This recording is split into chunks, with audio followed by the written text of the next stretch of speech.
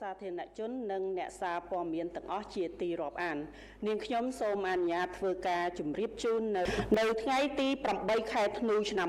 2025នេះយោធាថៃបានបន្តបើកការបាញ់ប្រហារសារជាថ្មីមកលើកងកម្លាំងកម្ពុជា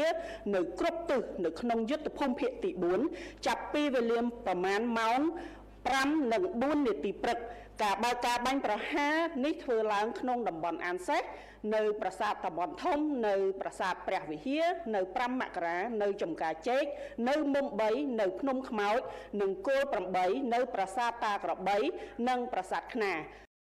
លើពីនេះទៅទៀតការបាញ់ប្រហាររបស់យោធាថៃឈានទៅដល់ភូមិរស់នៅរបស់ប្រជាពលរដ្ឋនៅក្នុងខេត្តឧត្តរមានជ័យខេត្តព្រះវិហារបានបណ្ដាលឲ្យប្រជាជនស្លូតត្រង់រងរបួសមួយចំនួននិងមានការឆេះផ្ទះសម្បែងរបស់ប្រជាពលរដ្ឋស្លូតត្រង់ជាច្រើនខ្នង